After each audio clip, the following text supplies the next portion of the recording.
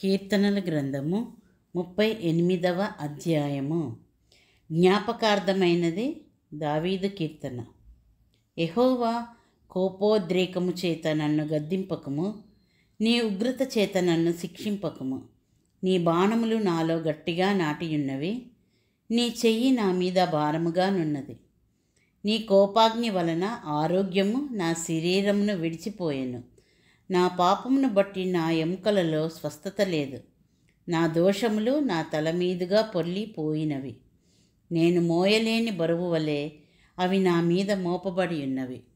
నా మూర్ఖత వలన కలిగిన నా గాయములు దుర్వాసన గలవై స్రవించుచున్నవి. నేను శ్రమచేత మిక్కిలి కృంగి ఉన్నాను. దినమెల్లా దుఃఖాక్రాంతుడనై సంచరించుచున్నాను.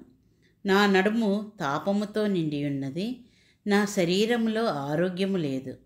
నేను సొమ్మసిల్లి బహుగా నలిగియున్నాను. నా మనోవేదనను బట్టి కేకలు వేయుచున్నాను. ప్రభువా, నా అభిలాష అంతయు నీకే కనబడుచున్నది. నా నిట్టూర్పులు నీకు దాచబడి ఉండలేదు. నా గుండె కొట్టుకొనుచున్నది. నా బలము నన్ను విడిచిపోయెను. నా కనుదృష్టియు తప్పిపోయెను. నా స్నేహితులను, నా చెలికాండ్రును నా తెగులు చూచి ఎడముగా నిల్చుచున్నారు. నా బంధువులు దూరముగా నిల్చుచున్నారు. నా ప్రాణము తీయజూచువారు ఉరులు ఒడ్డుచున్నారు. నాకు కీడు చేయజూచువారు హానికరమైన మాటలు పలుకుచూ దినమెల్లా కపటోపాయములు పన్నుచున్నారు. చెవిటివాడనైనట్టు నేను వినకయున్నాను. మూగవాడనైనట్టు నోరు తెరచుట మానితిని.